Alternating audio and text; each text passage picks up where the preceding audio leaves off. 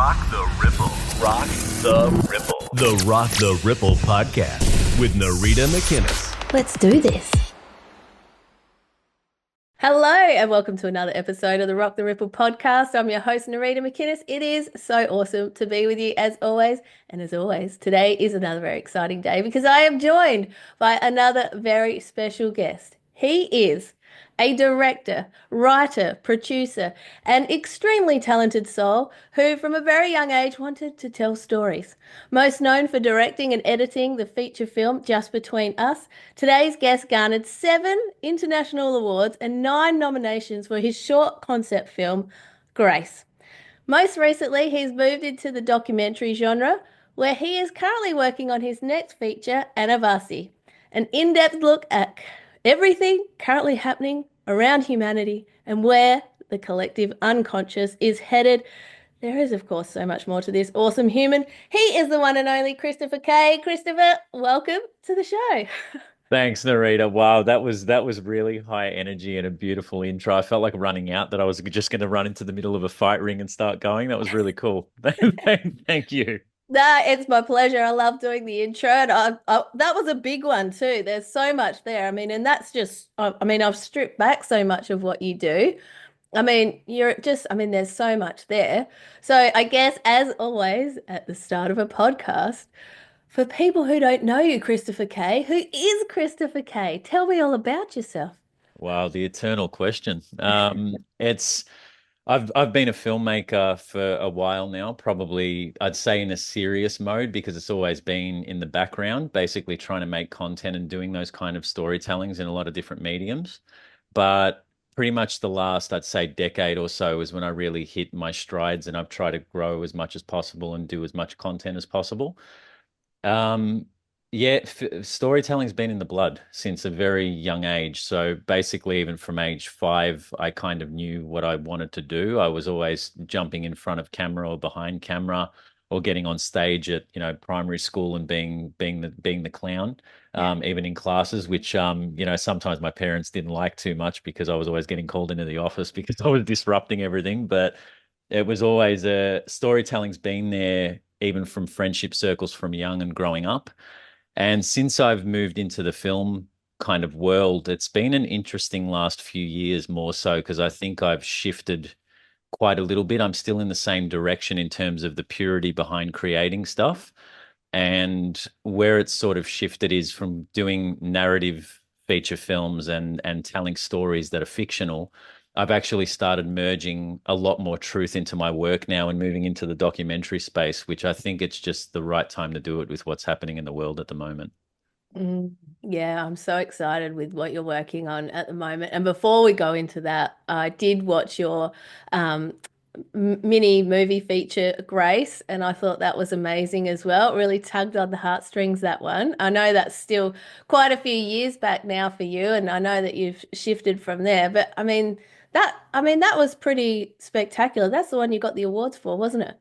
Yeah, that did. That it was really interesting how that came about because I'd just come off the back of a feature film, Just Between Us, and as much as that film was a really great experience to do, it was kind of by the time it finished, it was I still felt kind of unfulfilled about it. It was like something where when you're working with a bigger kind of group of people, and they were all great people, but it was just a larger scale thing where there was a lot more ideas weighed in from everywhere else, and you sort of had to compromise a lot. And Grace was one of those ones that came after where I needed to reset myself. And it was an idea I wrote. It just came out of the blue, but I wanted to really explore homelessness as a theme.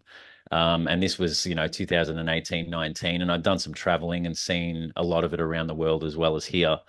And I started fleshing this idea out, but every single crew member and cast member who was on there was absolutely perfect for what we were doing.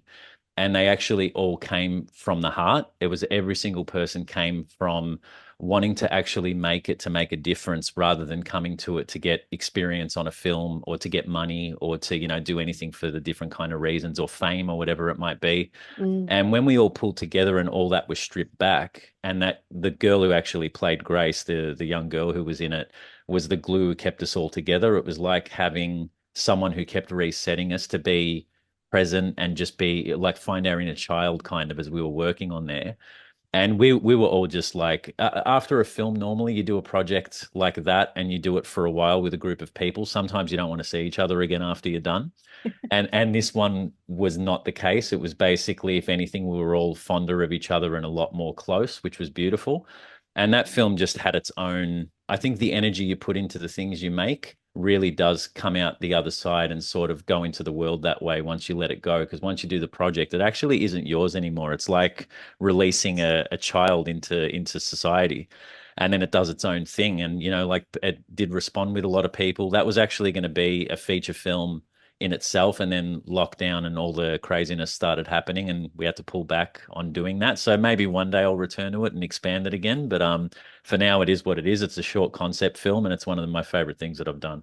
Yeah, it's so beautiful. And when you said that everyone comes from the heart in that, you can feel that. You can feel it across the whole thing. And yeah, so I will, for people who are like, what is this film? If they haven't, I will link it in the comments so people in the description so people can check it out. It really was so spectacular. And she was great. The girl that played Grace, like she just played it so well, didn't she? I Yeah, mean, everyone she's did. amazing. Yeah, Yeah. yeah, 100%. Yeah, yeah. And now you're working on this documentary, which I think, because your face is everywhere now, well, in my circles, I guess, like we've sort of crossed paths now, and it's like, oh yeah, I know this person, this person. It's really, really cool. And like we were saying off camera before, it's just like catching up with old friends now, where like just, it's so easy. And what I love about what you're bringing out now is that it's bringing in the truth, it's mixing that in, and I guess that's come from your own evolution and things that have gone on in the world. And I guess like I've always had, I mean, I remember having an experience just around the start of 2020 and having this download as I was coming back from the car, like, this is what you came here for. And it was so uncanny and it came from inside. Did you have any of those experiences? Is that sort of the catalyst, or was it moments along the way? Like, what were you feeling? And talk to me about this. Well, I think in many different ways from the circles that we've been around, and I can only talk from my own circles here. I'm sure this butts up against yours as well. It's like we're in that big Venn diagram at the moment, and we're all in that shaded area in the middle. Yeah. But there's an interesting sort of, it's kind of a transition, but it's not a change. It's like stripping away the layers that were there to find what's underneath. And I think that's what's gone on in the last few years, especially for me. And my initial, where it initially, the idea for this initially came because the first thing is I looked at what skills I had and what I can do to help. Because, when the world is suffering or there's, even the people around you in your own world are suffering, you want to bring the things that you can do or your gifts or your talents or your voice or whatever it might be to do what you can, where you can.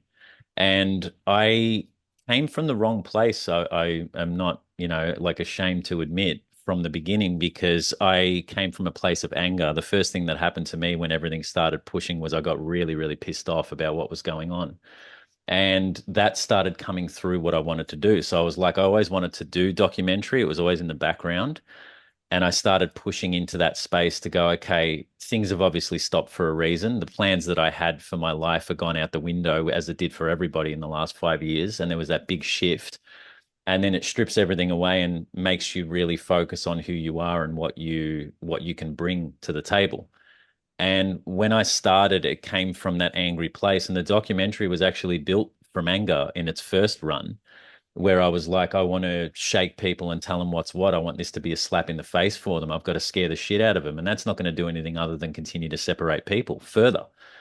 And I saw this happen where no matter what groups or factions all of us split into with our opinions or what we were experiencing at the time, if you come from that place of spreading more fear, basically, like you're pretty much a mouthpiece for what is terrifying, you're actually working for the people you hate then by causing further division. Mm. And I didn't realize that for a while. It took me, it's a rite of passage, I think, to move through that. And I didn't realize at the time, but I needed to do that. And then after sort of everything came to a head, I went through an illness for a couple of years, which was definitely because of pushing down a lot of stress, what was going on outside of me. There was a lot of loss of control and everything else. And your body just sort of takes a vacation when it's safe to do so. And that's what happened. My nervous system went bye-bye. And for about a year and a half, I really had time to reflect even further because at that point I thought, I've got everything figured out. I'm ahead of the curve here. This is easy. I can navigate this. I've been asking questions since I was 5 years old. I know what's going on. Turns out, no. And you get very humbled. And I think this happens throughout the course of one's life. And once you push through that and get to the other side and actually don't try and, get a DeLorean with a flux capacitor and go back to a time where things were easier, you actually push through to that other side and then realize what's what. And when it happened with me, I realized that the documentary then, much like Grace, even though it was a short film, had to come from that heart area and a place of compassion and be there to illustrate greater purposes for all of us, but also provide hope. Because most of the documentaries that I've seen, it's like, hey, everyone, here's how everything's fucked. And you're like, cool. So what do we do? And they go, I don't know. Let's just have that and have a good night. See you later. And you're like, hang on, what are you trying to tell us here? So I love that there are people who do that. I think there's multiple levels it can work on. You've got to point out where things are wrong, and that's okay too. But I know that's not my job here. My job is to basically illustrate it from a storyteller perspective, much the same as they used to do in tribes, a long, long time ago, where you're telling stories and parables that actually have a meaning you can equate with something to find a solution and move forward yourself. But the viewer is the one who finds the solution. You don't offer it from a place of arrogance either. Mm, yeah, I so love that. And I so love that you shared your journey because it's so true, isn't it? Like you have to go through all these, like the anger, I got to tell everyone everything. Like this is what's going on. And you just like, I laugh at some of the times that I'm sure I've shared this before, trying to tell my friend everything that I'd learned in all this time in a 5 minute car drive after a wet red wine and like on a full moon. I'm like, I want to look like such a dickhead, a crazy person. But like that's all part of it, isn't it? It's all, it is part of it, and you do get humbled, and that's where the compassion comes in too. And I'm so excited for what you're bringing together because I know just from the work that I've seen that you do so far is just, I know that it's going to come from that place of from the heart. And because ultimately we are the people that create the change. We are the people that do it. And so, you know, no one likes being yelled at, told what to do, and then they're going to go on a merry way and do it, are they? No. Like we've got to come up with it from our hearts and from that place. There's definitely a thing where I think a really powerful thing is to admit you were wrong and be able to do that your whole life, because I've seen people jump from one ideology to the next and it's still from an external place. They're basically getting power from somewhere else, then saying, well, this is exactly how I feel at this point of time. This is my truth. And I'm going to throw this down into the face of everybody. But then if I talk to them in 5 years and they're still in that same place, that just shows there's been no growth corridor. Because I look back at 5 years and go, man, I was really wrong about some shit then.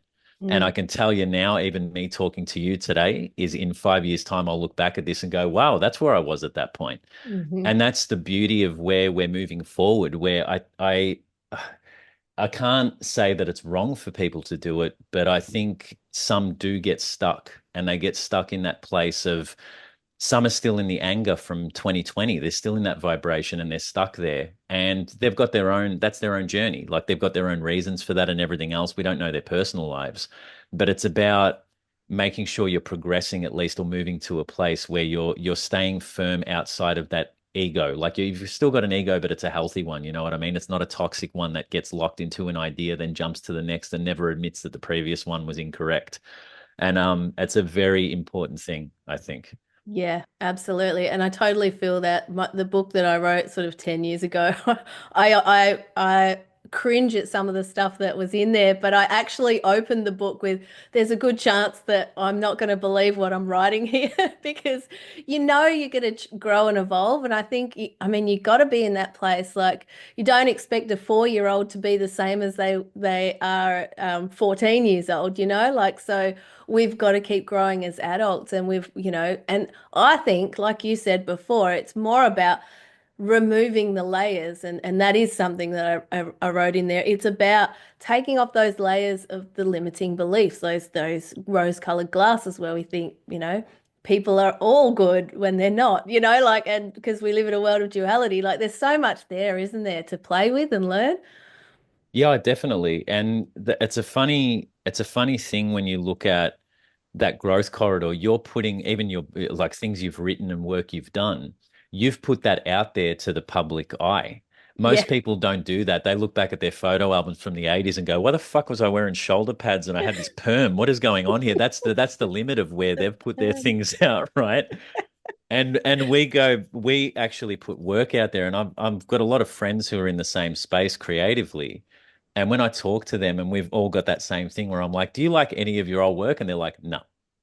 And I'm like, probably Grace is probably one of the only ones where I can look at that and I can still enjoy it. Mm. And it was because it's a moving photo album of sorts for me. Like I can feel what happened at that point. It's a really important chapter marker in my own personal life, and that's why I can relate to it. But most of the stuff before that, I just look back at it now, like, oh wow, this is dog shit. What the hell was I doing? And I think it's part and parcel of when you put things out there, it actually takes some courage to do it, especially people that, aren't even in that, the media space or anything and jumping into podcasts or putting themselves out there. Yeah, it's going to suck at the start. It's always going to suck, like everything we do from the beginning. But we're in a society now where people have got that instant result mentality where it's like, if I'm not, a top tier professional on my first go, then Mm. I'm just going to throw it in and not try. And it's like, you have to be shit for a while. You've got your maybe even over a decade. You just got to Yeah. keep doing it. And you're never going to be satisfied, which means that you're constantly thirsty for growth, which is a great thing. I don't Mm. think it's bad. I don't think it's bad at all. No, I totally agree. I totally agree, 100%. And that's the thing. It does take a lot of courage to put yourself out there. And you're right, when you do put your stuff out there, like it is out there. But then also it can meet people where they are. So you've also got to be okay with, yep, I know that if I was to do that now, it would look a lot different. But it also helps those people who are in that time as well. Like, do you know what I mean? Like there's just, I mean, because there's just so much going on, this infinite reality that we're in. Like it meets people where they are as well, I think. 100%. And even some of the guests you've had, and even people like Jordan Maxwell or whoever else, like you look at their work now, Yeah. and there's real grainy old VHS-y type videos that someone's uploaded on YouTube. If Mm, you watch that when it was released, if you were born then, let's say, and mm, you watched it then, you might not have gotten a thing out of it, but it took 20 or 30 years for you to hit that point of maturity, for that to hit your frequency, and then for you to understand it, and it comes at the right time. yeah. So I really think everything we do is timeless, and something you wrote 10 years ago that you may not think much of now because you've evolved as a person, is still hitting another person that you don't even know and you'll never meet. So it's actually an amazing thing. It's out there for a reason, and it's got its own energy without you. Yeah, yeah, I love that. And like you said before, it's like you once you put something out there, it's its own thing. It's not yours anymore. And do you feel like as well, like I do feel like, I mean, there's everything already exists. So then these ideas choose us and they choose to come through us. And if we're the ones that sort of go, oh, I get that. I know what I'm going to do with that and bring it to life. I mean, you would have done that with so many films and things like that too. Like you bring it to life. And I do remember you talking about this bit when I was listening to the one in Sky to Earth the other day. Like and Dale's talked about this too. Like different people have the same idea on different parts of the planet, and you're like, how is that possible? It's just you're picking up and tuning into that frequency because it already exists, and then you're the vessel that's bringing it to life in your way. I mean, do you want to talk a bit about that? Because I find that so fascinating. Yeah, this has been something I noticed when I was really, really young, actually, for the first time, was you'd have an idea, and this happened to me when I was in my teens a few times, where I had these aspirations of what I wanted to do and, what film circle I wanted to move into. And it's always the one that Hollywood lays out for you before you're old enough to realize that that might not be the good finish line to go to. And I was writing a lot of stuff, but because I didn't back then when I was a teenager, like, cameras weren't as accessible as now. It wasn't the digital revolution. We were still filming on little tapes and having to borrow dad's handy cam from the family video last week and, use those kind of means. And I had ideas I couldn't execute, but I'd write them down because it's like writing you can do by yourself. It's a great medium and it's one you can do anytime. And it's actually probably my favorite one. And I'd write things, and then maybe 5 years would pass, and there'd be a film that's almost identical that got released on the other side of the world. And I never sent that script to anybody or idea to anyone or told anyone. And I'm like, how is this possible that that's happening? And I never really looked into it deeper until I realized that when I was writing certain ideas, I felt like it was coming from somewhere else, even though you're marrying what's within you with the idea that's coming through. So it's coming through your experience in this reality. There, it's coming from somewhere else, and you're basically like a conduit for it. Mm. And moreover, the proof that that keeps happening, which is a story I did tell Dale and Madeline when I spoke to them, is Trevor Hendy's in the documentary I'm currently doing. And the crazy links there is I remember years ago when he was an Ironman, I used to watch all those Ironman competitions when I was a kid. And he was on a commercial, and the commercial always stuck with me. It was always just something that I don't know why I was drawn to it. I was just drawn to it. And then when this documentary idea came out and I started refining it, he showed up on my radar. I think I saw a video of him doing an interview, and I was like, he'd be great to interview. He sort of fits in with one of the people that I'd want to have a voice in this. And I put him down on my, vision chart and just had that out there. And I was like, okay, I've got to make this happen. When I finally did get in contact with him and we had our first chat on the phone, which was a good 3 hours, I think we spoke for, like the first chat we had, it was like straight off the bat, we just clicked. And he told me of an idea that he had 20 years prior to make a documentary about consciousness and interview all these people from around the world. And he goes, but I had the idea in my head, never really put it down anywhere, but it was also a thing of, I'm not really a filmmaker. How would I do that? And he was so preoccupied with other stuff, it just went away. So then 20 years later, the ideas come through to me, obviously in a different way through my own experience. And then I've still reached out to him. So he's still participating in an idea that he once had, which is just insane to me. So these, I think, if we're all connected, and which we are, and we're all that, that one consciousness as well, we're tapping into that grid or the field at the same time, and we can, grab things from there and take downloads that way. And I think that's where it all comes from.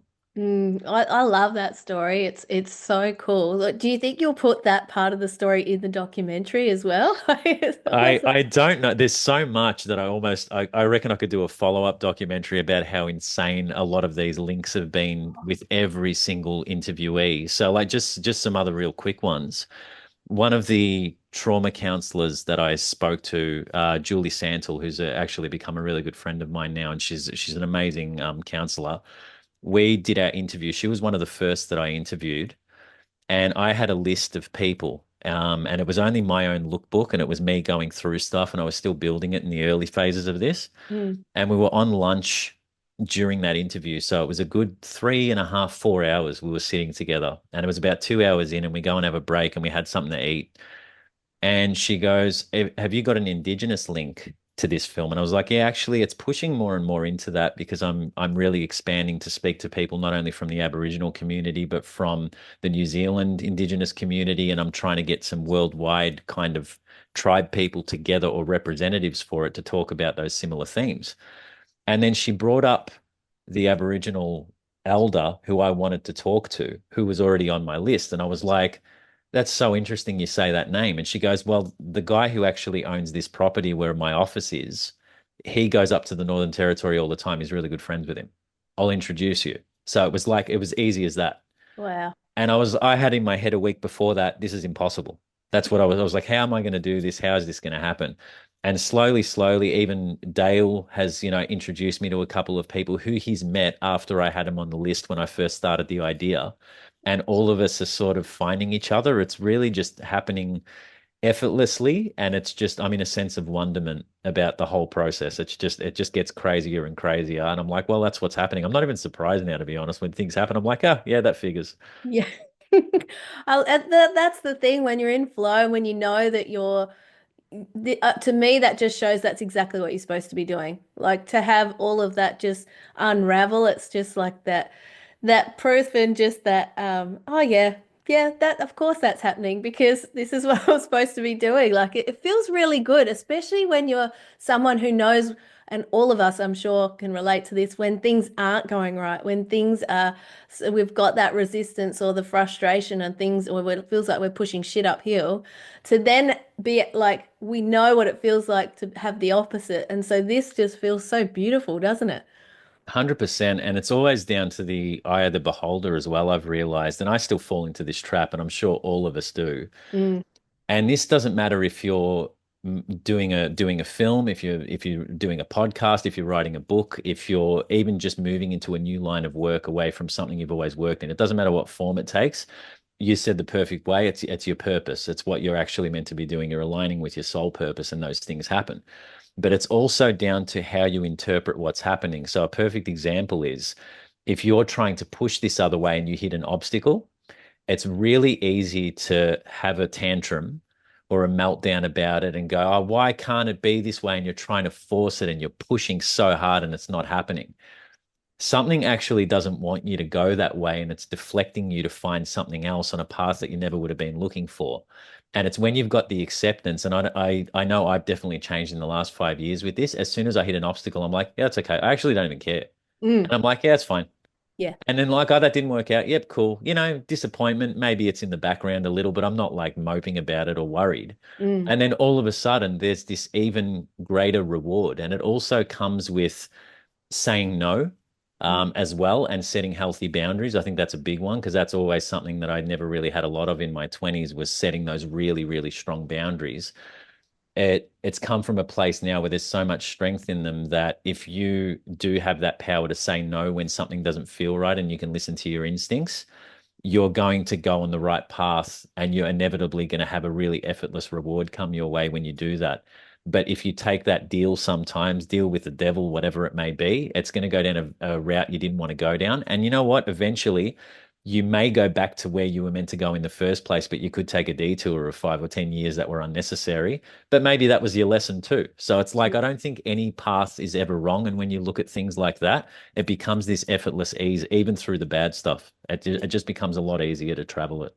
yeah, you're ringing my bell saying all this sort of stuff because I couldn't agree more. It's so true, isn't it? It's like, okay, so I did go that way and I could have gone that way, but like it's all part of it, and all those things build our character and build strength. And I love that you spoke about boundaries too, because I kind of feel like that's something that I'm noticing across the board more and more. It to me, setting boundaries is a form of self-love. It's a form of self-care as well. And for people who haven't done it before, it can be feel so unfamiliar. Like it can be uncomfortable as well, but really it's unfamiliar when you haven't said no before, when that's not something that you're used to doing. Do you find that as well too? Because to people don't want to let people down, but at the same time, you're letting yourself down when you're doing things out of obligation and things like that too. Do you find that? Yeah, I think it's a matter of you've got to fill your cup. So you like, I love to help other people. I always do, but I don't Yeah. like to overextend myself or spread myself too thin. And I used to do that a lot until I burn out, you know what I mean? It'd be like Yeah. that thing of overdoing it, and oh, I've got to help, I've got to do this, I've got to do that. The interesting thing that it does once you do start setting those healthy boundaries as well, and why I use healthy boundaries, because there are boundaries you can set from an unhealthy place, which is you're doing it through an emotional state, or you're saying that I'm so pissed off, I fucking just leave me alone and don't. And it's like that's not good either. No. It's a matter of coming at it from a point of understanding so the other person understands it too. And the ones that don't, they'll be very quick to call you selfish, which Mm. is amazing. And it's like you could do 150 million tasks for them. And then the one time that they actually ask something and you need to fill your cup, or you're needing something, and you just say it as gentle as possible, and they do the, oh, well, geez, you've become selfish, haven't you? You're not even lending a hand, and blah, blah, blah, and try the guilt thing. Mm. That also just shows you where they're at, and it's nothing to judge. It's like they've got their own thing to battle as well. But I think it really does show you that you're doing it the right way. Because the wrong people slowly remove themselves because they realize that they can't overrun you anymore. And then the right people actually never cross your boundaries, and you don't even need to set them anymore, which is Yeah. an incredible thing. And I've more and more people I'm meeting where I still can go in with a bit of a wall up. I think it's a normal human thing where it's like, I don't want to get hurt. I don't want to this. I don't want to that. And then you just see, more and more trust get built and those boundaries. And if you're honest and open, who can really debate it? Because when they give it back to you and they're honest and open, that's all it's about, is that communication. And once the communication's there, I think everything else is golden with those boundaries. And again, it becomes effortless and easy.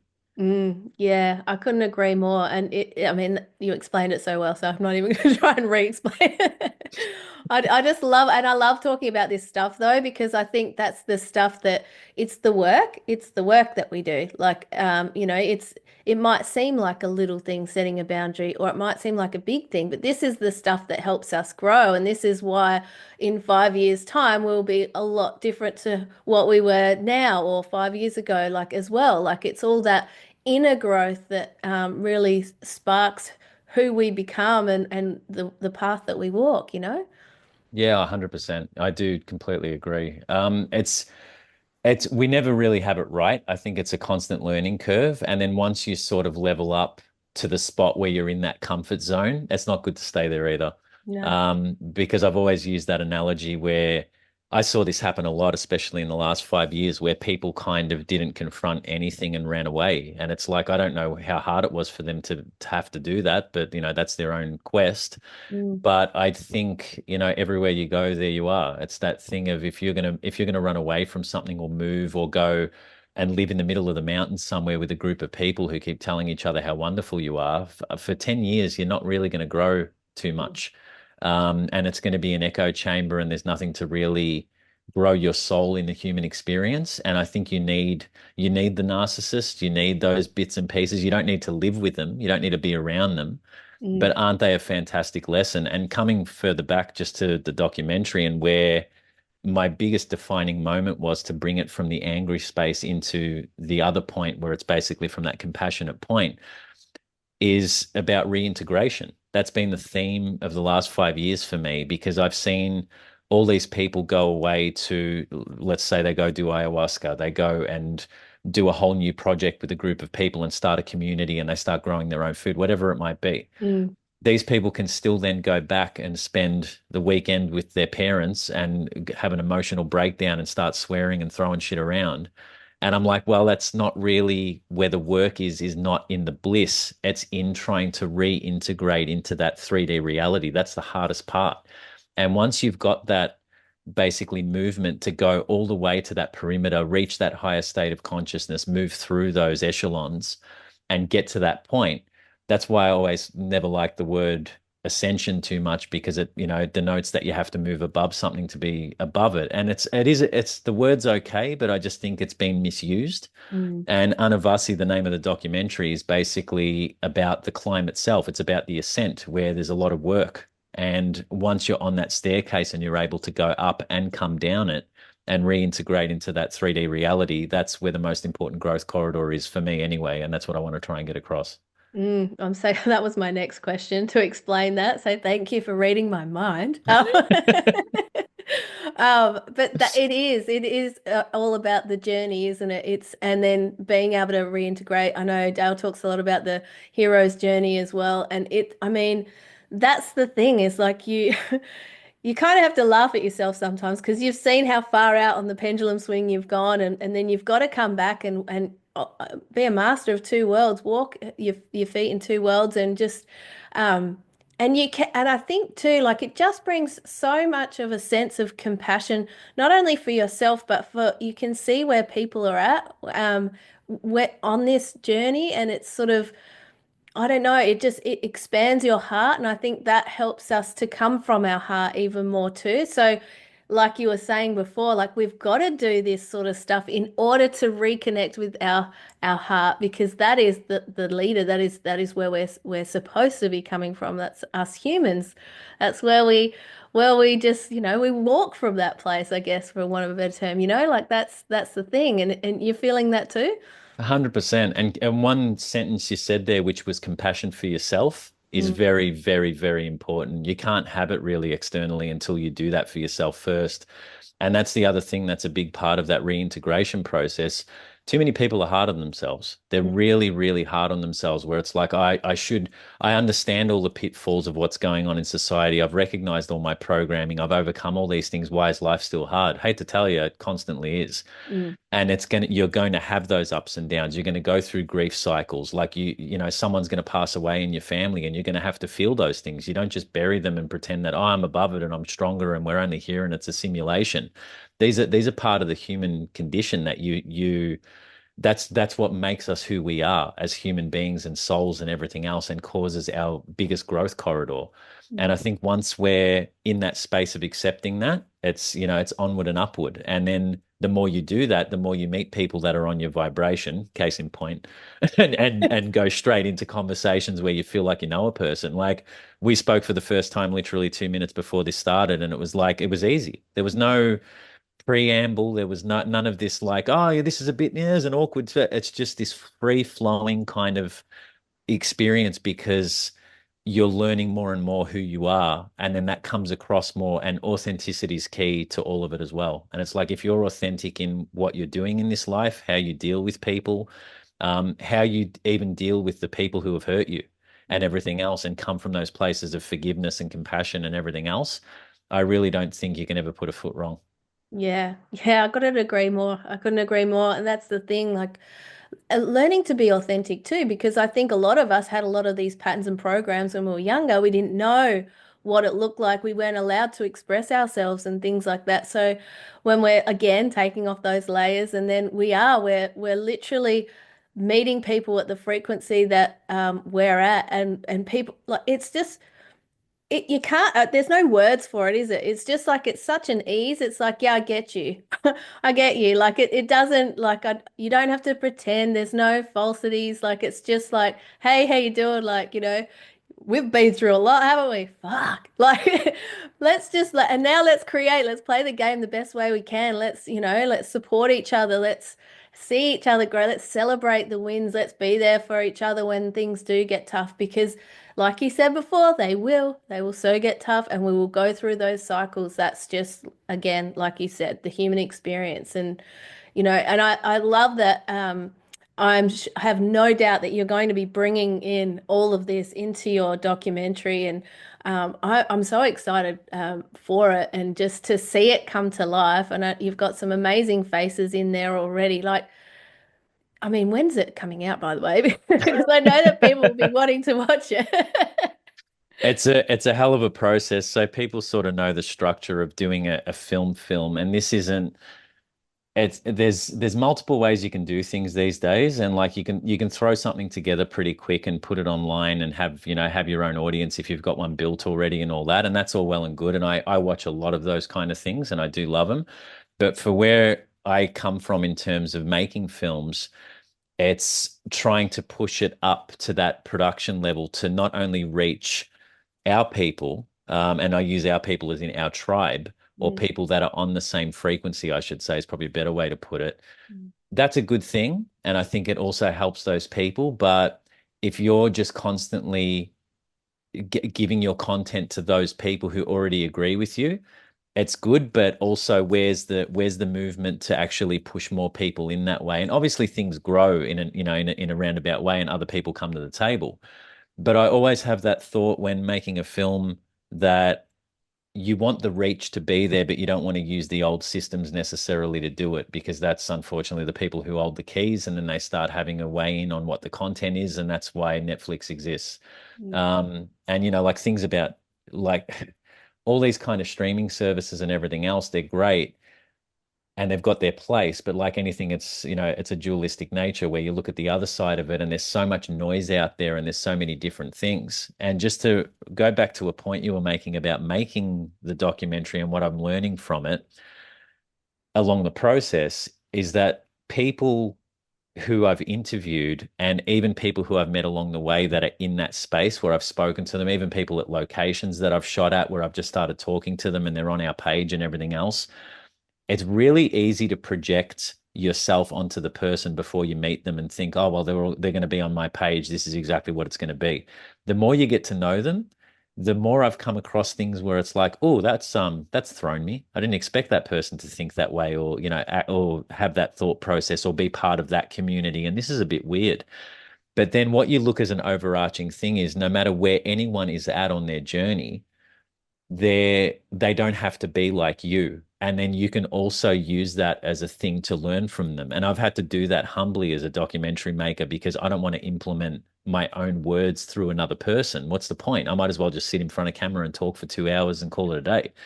So I have to explore every single thing from a place of non-judgment. And I even realize that with people who have opinions in the world where I don't agree with them or anything else, they're not always necessarily bad people. These aren't your enemy. They've just got a totally different experience. They're on a different wavelength, different frequency. And as soon as you're walking your walk and talking your talk and pushing through that way and actually not caring if you've got any conversions along the way and like, oh, I'm going to change this person's mind. As soon as you stop caring, people actually start to pick up off that vibe and follow you through to it. And the people I've interviewed have done that to me without even realizing by giving me an education where I've got a ringside seat to it. So as this process is going, it is a long process. Production can go on for quite a while. Averagely, a film will take close to 3 years to do, especially an independent one where it's not a Hollywood machine film. So I'm looking at getting it at least completed by the end of next year and releasing it at the start of the following. So it's looking like an early 2026, I'd say, or end 2025, depending on how things go. Yeah. Oh, that's so cool. I mean, let's be honest, time is on this weird kind of steroids kind of thing anyway. So it'll feel like 5 minutes, but maybe 5 years at the same time. Dale killed me with that when he said something the other day about the hero's journey and the quickening process. Yeah. And he compared it to a training montage, like in a movie when they do a montage set to music. And I'm like, oh, wow, we're in the Rocky montage before the big fight. That's what's going on here. It's the thing of, training, running up a mountain, months are just going by and we're flying through it because I don't know if everyone's on this same page, but I feel like especially the people who have started to move into their purpose and their own work and everything else and go into those flows. Everyone's at a different point, but I feel like it's like gathering the nuts before winter at the moment. It's like we're getting all these little tools and picking up the people and the groups and the circles and the skills and everything else and sort of refining craft. And we're coming into that overlap stage of that old system and empire collapsing and a new one being built. And it's going to come quicker than we think, the way the time's going. But weirdly, it's also going slow. So I can't figure that one out. I know that's the thing. Like it does like sometimes you're like, gosh, this is taking ages. And then next minute it's Christmas. It's like, I'm sure it was just February. Like I'm sure it's just like it's nuts. It's so nuts. I totally agree. I saw from October specifically, it was more so even mid-year, but I Yeah, felt an acceleration from October to now, and I don't know definitely. what the hell's happened. It was like I just blinked and bang, we're 2 weeks out from Christmas. So yeah, it's pretty crazy at the moment. Yeah, it is. And I mean it's not like because I'll often go, okay, is it because I'm getting older? Is it, is that just, the thing? But I don't think it is. Like it can't Nah, just be that. there's even I think a 4-year-old pointed this out to me last week. So it's like Oh, really? yeah, things are going quick. Things are going quick for everyone, I think. And there's no real means of comparison where time is a construct anyway. I just really feel like we're actually taking more time. I don't know about you, but I feel like I'm taking more time to be still, which is Mm, should slow it down more, but it's yeah. actually not doing that. I feel like it's just this constant flow state that's pushing through. I'm all for it. I'm here for it. It's like whatever happens, happens. I think it's great. Yeah. Do you feel like as well, like, because I mean, you could like when you get in a flow state, you can just get so much shit done and you just get stuff like it's just done. But even now, like I don't know, like can you seem to do as much as you used to be able to do in a day? Like, do you know what I mean? Um, I feel like I'm doing the work of 10 people at Yeah. the moment. I don't know what's going on, but I had when I was unwell for that stint, I Mm, sort of had no faculties. Like I hadn't taken a photo, I hadn't gone out and done any of my photography. I couldn't do anything. And I really had to do that reflection. It was almost forced. It was like, as it's like my higher self knew I wouldn't slow down. And yeah. it's like, no, I'm going to slow you down, dude. We're going to take your legs out and we're going to do this. And you just got to relax. And once I did that and accepted it and I've moved through it, it's like I've gone through a rebirth where now I'm electrically charged. And Mm, I feel like I'm making progress on things every day. It's because I'm active in the work I'm doing as well. Like with a film, if you're not working on it, you'll know this with any project really. If you're mm, not putting the time and energy towards it, there's always it's like a lapse that happens and then you go into a guilt cycle with it where you're like, oh man, like, I should have been working on that. Oh, how much time's passed? Oh, we're already in December. But now I just feel like look back, take a breath. Everyone should do that every now and then and just look how much you've actually changed, evolved, achieved, especially in the last few years and under the blanket of absolute chaos through governments and everything else where it's just been an absolute shit fight. I mm. think everyone should be really, really proud of themselves for the work they've done and pat themselves on the back because this wasn't easy. You know what I mean? And there's probably more coming, and we're just going to get better and better at navigating the roller coaster, basically. Amen to that. Absolutely. Like, yeah, very pat yourself on the back. Give yourself that time, you know. It has been crazy. But yeah, so I mean, you had 2 years you were saying of just not being able to do anything. Like, were you just bedridden or just like, It wasn't not really bedridden. It was a thing of it was basically spending a lot of time going back and forth to practitioners and everything else and looking for the source of the problem. And it's, that whole thing of, oh, see how that goes, come back in a month. And like all of a yeah. sudden a year's gone. And it was those kind of things. And it was basically like the root cause of it was a gut bacteria, but on another level, it was basically a solar plexus saying, okay, well, that's where all your emotions are stored and everything else, and you're pushing grief, and it was all through the lung area and everything else. It's like where everything's correlated energetically as well as it is physically. It was definitely that state. Mm, And I sort of had to find that perfect trinity basically where it's like you're working on your spiritual side, you're getting your physical side back up to scratch, and you're also the most one of the most important ones is getting your emotional state in check as well. And having the right counselor, having the right people on the physical realm, which was basically even a reflexologist I saw, even a chiropractor, and people whose modalities I never used to go to. It was always, I wasn't raised that way to understand those things really. It was always like, I don't know if that works. And then you see the differences in opening up, your chi and everything else, and getting that stuff clear and going through trauma and grief. And that's a process that takes a lot of time out of your schedule. So it's like you can't really then go and get inspired to do stuff. You need to focus on getting well. mhm. And that was primarily the focus. And it's just funny to see on the back end of it, most people can sit in an illness and get stuck with it. And I even had a couple of diagnoses from Western medicine along the way where they told me I had markers for certain things. And I was just like, nah, it's bullshit. I was Mm, like, I wasn't buying it. I was like, nah, fucking crap. mm. Right. So I had to mind over matter, get out of that. But it made me think, how many people get told that and just accept it? Yeah. And they take the label and you'll be dead in a year. And it's like, okay, cool, then I guess I'm going to die. And you're actually putting that out there to follow through in your own self-fulfilling prophecy, which is horrible. Mm, And I think that happens a lot, especially when someone's parent has gone through the same thing. There's people with cancers where a parent's died of it. They've seen their father or mother die quite young when they were young. And then they grow up and then they get to a point where it's like, wow, this is probably for me. It's in my genetics and that's how I'm going to go too. And they tell themselves that story for most of their lives. And it's not going to be a good outcome at the end of that.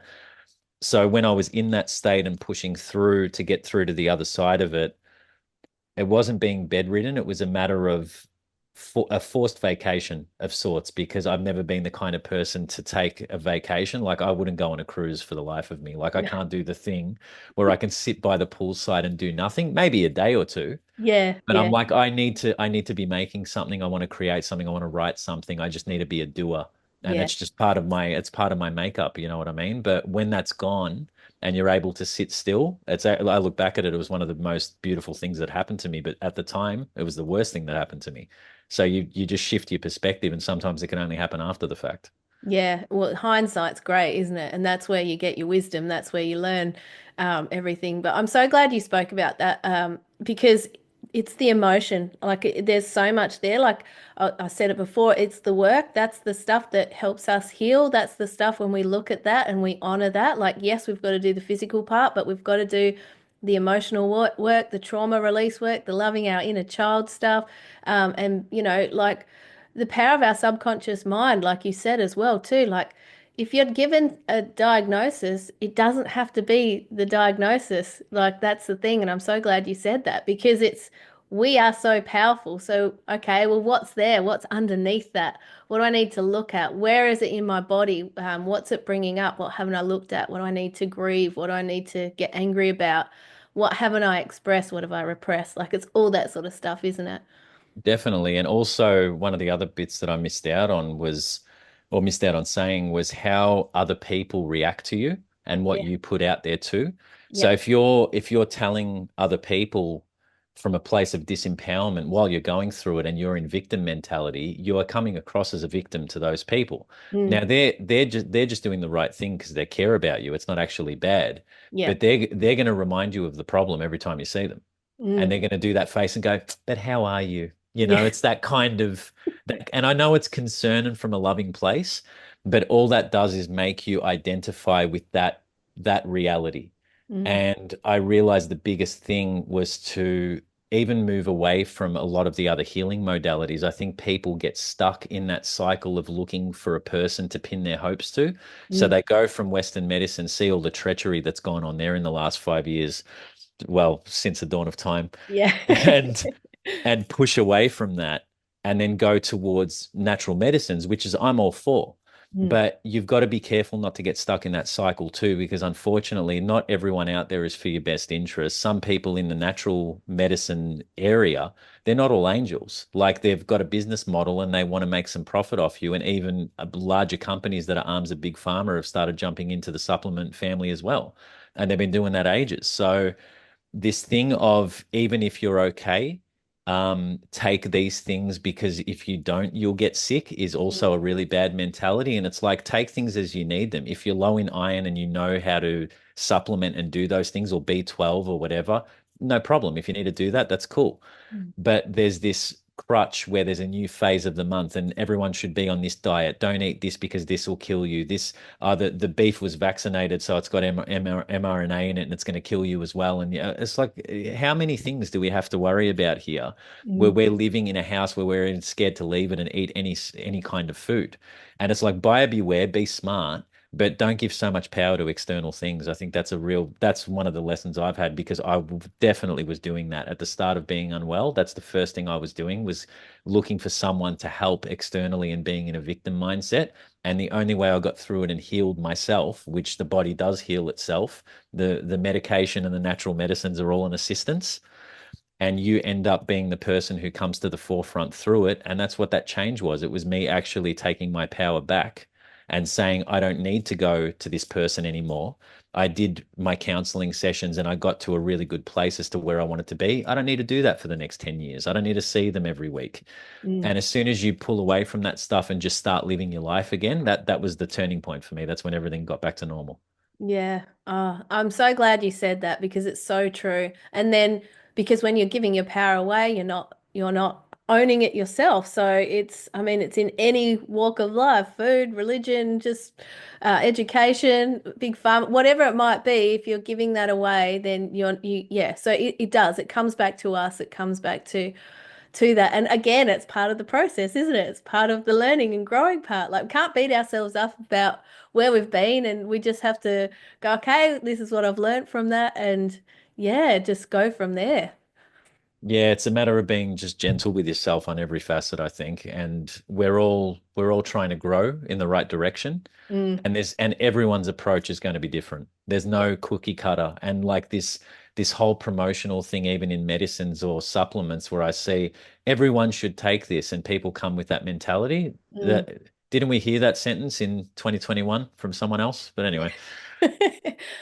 Oh, I swear that you're in my head this morning because I was thinking about all of this sort of stuff too. Like I was reflecting upon my own healing journey and like what a long and drawn out path it's been and just like different things along the way. And like I can share what I've experienced and what I've gone through, what's helped me and I will and I do, but at the same time it won't be the same for everyone. Like we are all having our own individual experiences, even though we're all connected, but we're having our own learnings and growth. So yes, we can absolutely learn from each other, but there's no one like you got to be your own guru, don't you? Really, ultimately, it comes down to that, and then being able to just be really discerning and then knowing yourself when you know yourself and trust yourself a lot more, it's a lot easier to do that as well too. But that also comes from experience and growth as well, doesn't it?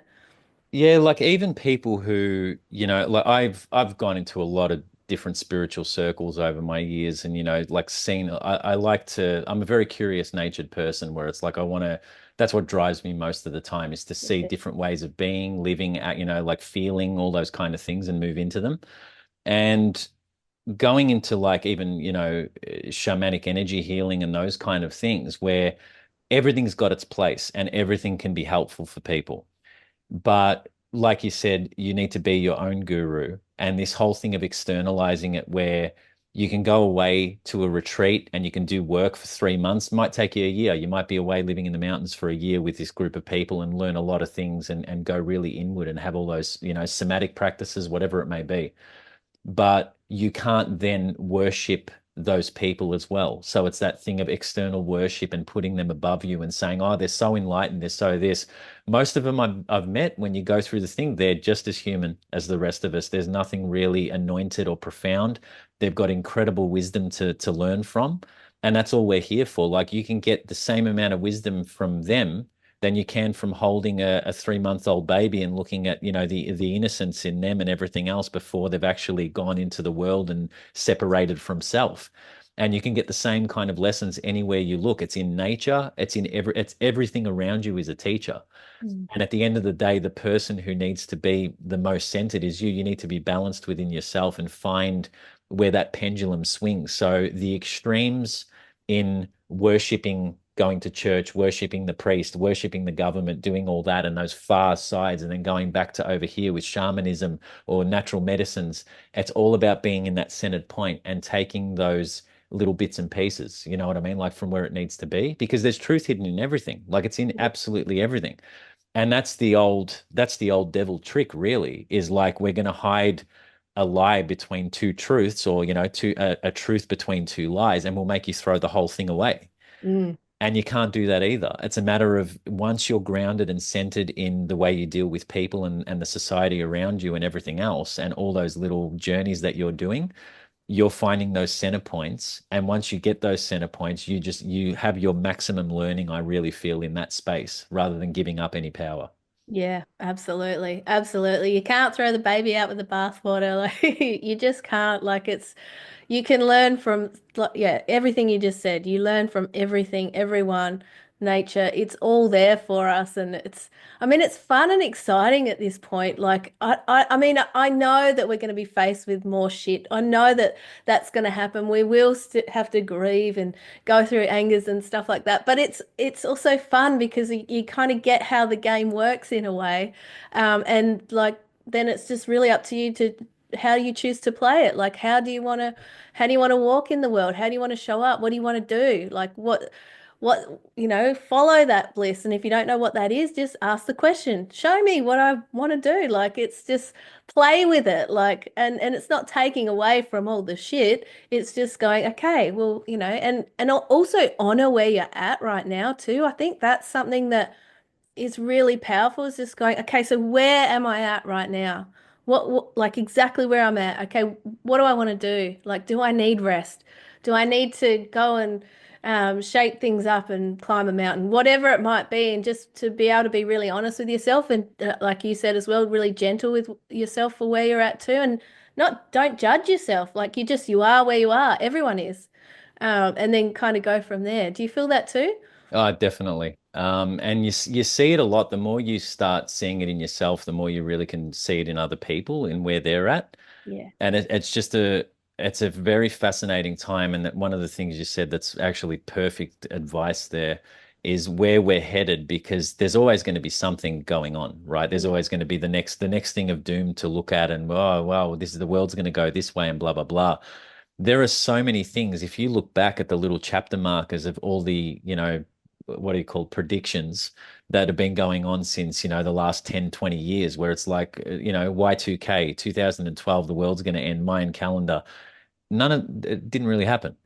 And it's this fear vibration that people want to sort of stay in because that I don't know what the attraction is about it. I think it's part of the conditioning more probably than anything else, and it's Yeah. just in their programming without them realizing. But the more we've gone through it, where you can see that what you do and the line you walk makes that impact, and actually you're creating the world around you under your feet with every single step you take, there aren't really too many obstacles that can take you out after that, especially when you're just not fearful of it anymore. Mm. And I know that's been a big change in me where it was like, when all the unknown was happening through that last 5 years, especially at the early part of it, I was in panic mode. I think a lot of us were, where it was that thing of, we've got to make a change or things are screwed. If this bill passes, we're all dead. If this happens, this happens. And you've got to be aware of stuff. You can't be ignorant with head in the sand either. That's the other extreme. But again, it comes back to that harmonious center point where it's like you're coming back to harmony to realize that you're building the world around you. Again, it's like going away and meditating for a week and then coming back to stay with your parents or your in-laws or whoever, and then being able to be in that space without an emotional reaction is what we need to apply on a worldwide scale too. It's like, oh, this is happening next week. And it's like, all right, let's just see how crazy shit gets. Let's see what happens. That's how I feel all the time now. Yeah. Just sitting there drinking a cup of tea going, oh, this is going to be interesting. Where Yeah. are we going to go with this one? Do we have to change something? And the Yeah. other thing to look at is there's no state of permanency. It's the beauty of life is that people can even look at, they've built all these, like YouTube audiences and all this thing and all this new media. It could disappear tomorrow. Well aware of that. Rumble, all of them, they could go. It could be House of Cards, done. And Yeah. then who are you without those things? And you know what? I'd be comfortable to start again. I couldn't give a shit. It's like, that's fine. Just Mm. go again.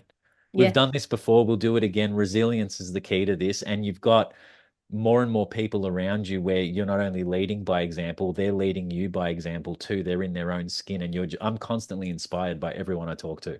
Mm. And this Awesome. is down from this conversation, Dale, whoever it is in our circles, but also outside of that, the guy who's delivering mail, you know what I mean? Like having a chat with him and then getting those insights beyond what my programming tells me that that person should be like or speak like or act like or think.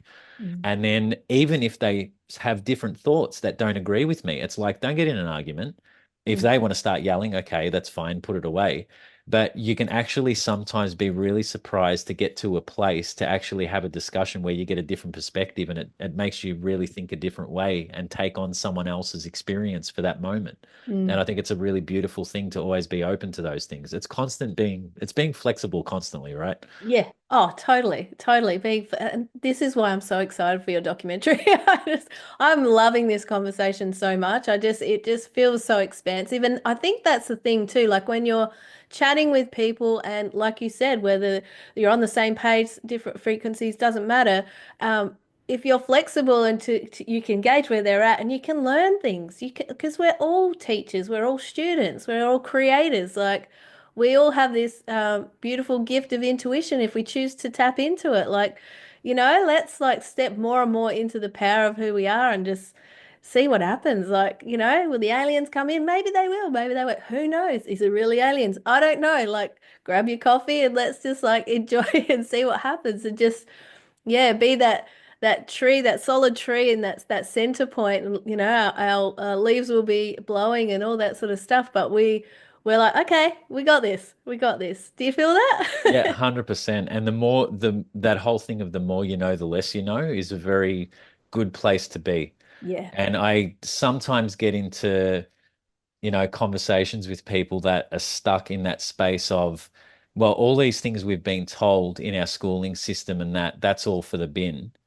And then all these new things that I've read by cobbling together all these different documentaries I've watched, that's 100% the truth. And this is exactly what we're doing. And this is exactly what the earth is. And I'm like, how can you even make that statement Yeah. that anything is exactly what the fuck anything is? Like we're at a point where we've got certainty in certain parts of it through our experiences.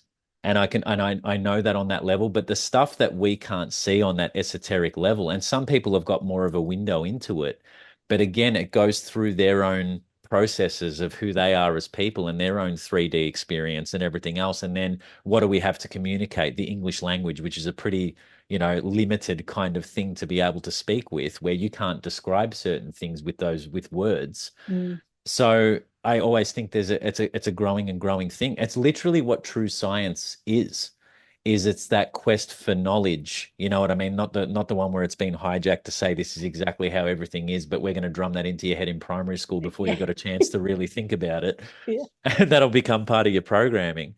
But there's just this fascinating movement through it that once you're open to every possibility, no matter how crazy it might be, no matter what it might be, it's like look into it. And it may not be what you agree with or anything else, but it's all open. It's all open to discuss it. And that's where true growth is, I feel. It's like you get to that space of just being fluid in every form of knowledge. Yeah, that's one of my favorite sayings. The more I know, the more I realize I don't know. Like it's just like you, and because at points you think, yeah, I've got it figured out. I know what's going on.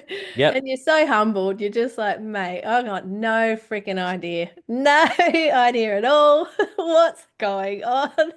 But it is a good place to be. It's a great place to be because yeah, you're open to whatever because whatever is possible.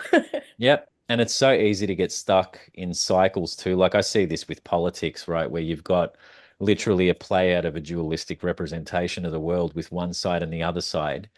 And I don't know how many times people have to go, well, if we vote this way, things will change. And then it happens and they go, oh, if we vote the other way, things will change. And I'm like, fucking, what are you doing? This is decades of this shit. And it's like you got to really break those programs within yourself because that's what they are. They're basically programs from when you're young and you have that first separation of you see your parents and it's mum, dad, and that's the first split. And then it's like everything's away from that collective conscious and turns into individuated fragments of it Mm. and on that goes. And then I feel like we're trying to merge them all back together. It's like that's where the work is now, is in trying to pull those pieces back together and undo those programs. Yeah, and that's what we're doing now. Like, and for me, like I've really been noticing, like I mean, because the macro and the micro, like I've noticed things in my life or people around me's life, and I think, wow, that's happening on a big scale right now. This exact thing, like you see things playing out, and it's really fun and interesting to watch. And it's just like you have those moments where it's just so clear, it just comes in, you're like, oh, that's what's going like, and they're happening more and more and more as well. Are you finding that too? Yeah, I am. Especially, I don't know about you, but are you seeing a lot more synchronicities? Oh, it's like it's been like that for a while, but it's just more and more and more. Yeah. Yep. It's like And to the deja vu as well. Interesting. massive, massive. You are? Yep. And Yeah. I don't know, I still am not sure what that is exactly. Like I've got a few ideas on it, but I can't say anything in concrete. Yeah. But it's it's almost happening, I reckon once a week. I'll Mm. get this weird overlap and I sort of have a moment and I'm like, did I dream about this? Was it what's so familiar about this right now? And it goes as quick as it passes through. Sometimes you're stuck in it for about 20 seconds and you're like, whoa, whoa, whoa, another one. What the hell's going on?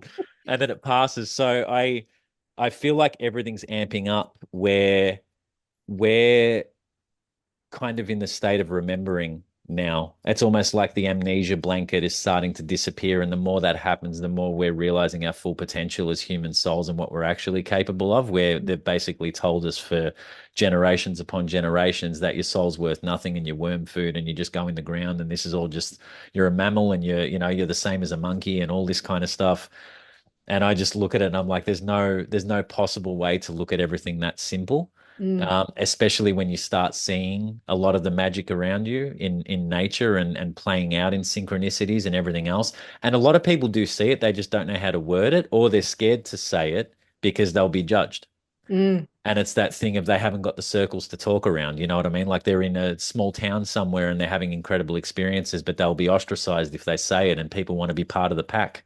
Yeah. And we've seen that a lot. But currently, I love this part too, is that finding your individual self actually brings you closer to the collective, which is such a crazy way to put it, because it's like you'd think that it means joining the pack, but Mm. it's actually not. It's finding yourself and then on a higher level you're joining that collective vibration of the divine.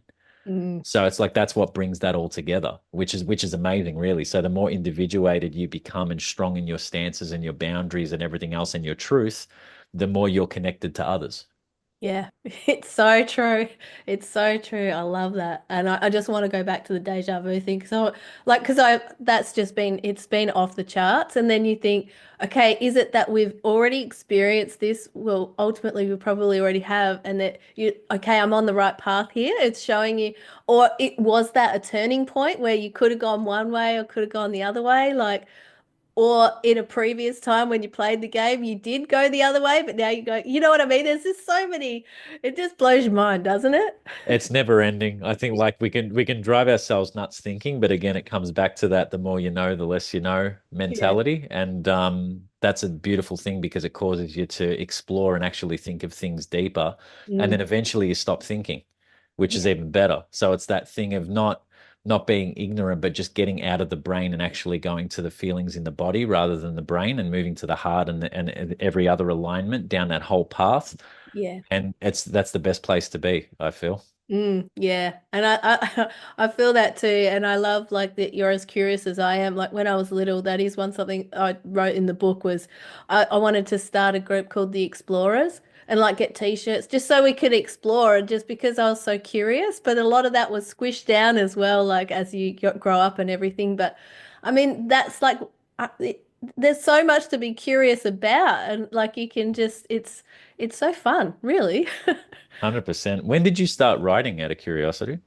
I loved writing when I was younger, but I didn't like writing to reply to something like as in uh, read this book and then what you think. I like the creative writing and then just sort of doing that. But then I stopped for a while and then just got back into it. And for me, it's just getting thoughts out. And sometimes I don't know what's coming out, but it just flows through. And it's just good for me to be able to just be able to get it out, like, um, but I'm very also love all the personal development stuff and all the sort of the growth stuff, as you could probably tell with everything we've talked about. But so for me, it's like getting to know yourself through what's coming through the words as well. So it's can be like a meditation for me sometimes. Even if it doesn't have to be like a big novel, but just like writing out a page. Do you find that as well? Because you've obviously written your whole life and you're an incredible speaker and like you're so easy to talk to and your words flow so easily. Like, is that something that's been so natural for you as well? That was definitely what I was drawn to. Like I was a terrible math student, Oh, terrible me science too. student. Like I sucked. Like I was so bad at it. Yeah. To the point where I even think in high school, like my dad got me a tutor and I still fucked up. Like I just couldn't. I was like, why do I need to solve a triangle? This makes no sense to me. I don't know what. Oh shit, you're frozen. Hold on. Are you still there? I can hear Oh, you. Oh, you're there we back. go. You're You're back. back. There we Okay. go. All right. Yeah. No. Why do you want to solve a triangle? Like, it makes no sense. Like, I had a Not at teacher all. as well who I'd be like, oh, I put my hand up. I'm like, I didn't quite understand what you said. And she wasn't very nice. And she just sort of would say, I just explained that all. Like, yeah, I don't get it. It's an interesting thing with maths, and I love that the I was in that generation where we had I think we just started getting those, newfangled dangle graphics calculators or whatever it was in high school. But we used to have teachers go, "Well, you're never going to have a calculator in your pocket, are you?" And then it's like, "Hello." Yeah, guess what happened? We kind Yeah. of do now. But, basic maths was always easy. Like I worked in Mm. retail. I could give change like that. I can still Yeah. do Yeah. that That's now. fine. Yeah. That's Yeah. that for me is practical. But Yeah. like if I'm not going to be an engineer, I didn't see the point. And Mm. English was just this, I don't know, I was just drawn to it from young. And it was like I loved writing, I loved drawing. A lot to thank my mum for there. She was the more so the creative one in the household. And there was always a thing with imagination was a big one. So it was always like imagining stories and doing all those kind of things. And I watched a lot of TV. I got a huge education in film.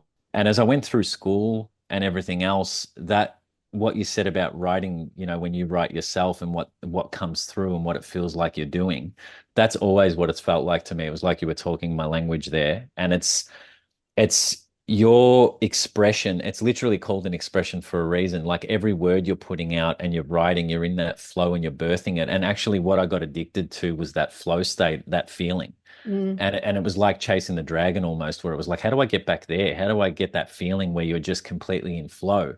And I've realized this many years later where, meditation isn't just sitting in cross-legged position and saying om and closing your eyes. It's not about that. It takes so many forms. And I really feel like that particular writing flow for me is 100% my meditation. That's where I flow. And there's not even a thought. It feels like there's no thought. It's just like straight from somewhere else and through, yeah. and then it's flowing out onto the page. And a lot of the time, I actually can reread something and go, "Where the hell did that come from?" And I don't know. Yeah. Much the same as podcasts when I'm talking on them. I never remember what the hell I said. As soon as we finish, I was like, "Oh, how did that go?" I assume okay. I don't know, and I don't remember anything. And Yeah. then I watch it back and go, "Oh yeah, okay, there you go. That's what we were talking about." So like, I don't know if everyone's like that, but that's how I am. Yeah, yeah. No, I feel that too. It's just like, and that because you're in that state, and I can so relate to that not thinking thing. Like, even though words are coming out, like, that's all that's happening. It is like a meditative state, isn't it? It's just, and I'm sure people who are artists or people who go out in nature and they have that, people with the green thumbs, like, they're getting that same thing. Like, that's why there's no one size fits all for anyone at Yeah. all. And that's like that. And then it comes back to knowing yourself. So what works for you? And a huge lesson on that in terms of we know how, indoctrinating the education system can be. But like anything, there's always a dualistic nature. There's another side. It's like, they rolled out chaos in that last 5 years and they caused an awakening without really realizing it. So it's like there's always going to be a polar opposite of what's going on. And in terms of the education system, I don't like a lot of it and I disagree with a lot of how it's done and everything else. But from when I went through school, I got some amazing things out of it. I was able to explore certain topics in libraries and access certain books that I never really would have had access to if I didn't do that. And then it's really easy for someone to make a statement of, well, the more educated someone is, the more indoctrinated they are. And I have seen everything from two completely different sides of it, where I've spoken to a homeless person who's got so many profound insights on the world and philosophy and has chosen a certain way of life because of their own traumas and whatever else and gone Mm. down that route. And then you see other people like even I think I'm pretty sure she's been a guest with you too, Dr. Val Oh Rightova, yeah, right? yeah, yeah, And yeah, I adore Val, right? yeah. Now Great. she's in the film. She did an interview. We did one together. And I spoke to her and interviewed her for the film. And you can see how easy it'd be to go, well, someone who's studied and gotten a PhD and they've got, doctor in front of their name, they're obviously going to think that way. But we've seen totally the opposite with that, where it doesn't matter what walk of life, what level of study, it doesn't matter. There's no one size fits all formula. It all moves a certain way. And there's just certain types of people that can pick apart those layers of programming. And then everyone's on a different frequency layer to be able to communicate it back and bring more people along with them. And I just keep meeting these people in all walks of life, no matter where they're from or what education they've had. And it's unreal. It's so unreal. I seriously, I cannot wait for the documentary to come out. Like, and Val is bloody awesome. She's great. She's so good to chat to too. So I can just imagine all the people that you've got on there. I know you've got Trevor Hendy. Is it a surprise for who's? I've only announced six of them. So in terms of guests on the documentary, there's been Trevor Hendy's obviously one. Julie Sansel was the first that I spoke to, who's a trauma therapist, counselor. And Dale's another one who's been on it. Bernard Gunther was an incredible interview. He's over in Phoenix, Arizona, and he's an amazing writer. He does the Cosmic Matrix podcast and everything else. He's very much into shadow work and integrating the shadow and a lot of that kind of thing. And slowly, slowly, I'll announce more as it goes. Currently, I've only announced six. There's a hypnotherapist too, which was really fascinating. He used to be in medical research in his younger years and then became a hypnotherapist. And to hear him break down how hypnotherapy is related to the programming that goes on with us from when we were young and how to overcome those things and what programming's really set in us was fantastic. So yeah, there's more and more coming out. There's going to be about 14 people all up by the look of it. Awesome. Oh, this is going to be great. This is going to be so good. Well, I've just bloody loved chatting with you today. It's just gone like in 5 minutes. And well, basically, I'd love for people to know how they can best connect with you. Obviously, I'll put everything in the description, and so people can click through. They can watch any of your work and jump on your website and stuff. But just for people listening, if you can let us know, that'd be great. Yeah, sure. So the film itself, we're actually putting out to crowdfunding. That's one thing I just wanted to say to the Oh, people out there, yes. if I Thank you. can. So we we've basically got three executive producers on board, and we're still looking for more. So anyone who wants to step up with a little bit more of an investment in it, we're open to that. So just reach out. And $75,000 of the budget's been opened up to crowdfunding. Every single dollar will help us because films are mighty expensive to make. I don't think people realize how much they do cost. Mm. And you can do that through our website at anavasi.tv, just to make it easier for people. And you go straight through to the Australian Cultural Fund and you can do a donation. All of the money comes to us. There's no one else lining their pockets. It's all to the project. And any help we can get would be greatly appreciated from everyone out there.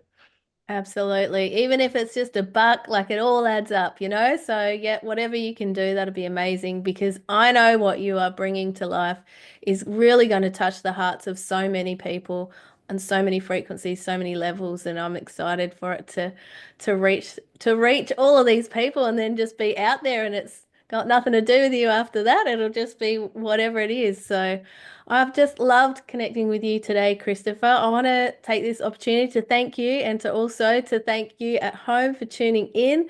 This has been such an epic chinwag. I hope you've loved it as much as I have, and I hope you have too, Christopher. And as always, give it a like, subscribe, leave a comment. Always love hearing from you. Again, all of the links are in the description and show notes, so check it out. Connect with Christopher. Go follow him on Instagram as well, and whatever wherever he is. And yeah, so just thanks again, Christopher, for being on the show and sharing your wisdom with us. Oh, my pleasure. And thanks so much for having this platform for so many cool people because I've gone through so much of your work to be able to come on and just talk openly and everything else. These are such important conversations. And it's just amazing to be, a privilege to be a part of that. So thank you, Narita. No, thanks, mate. You're a legend.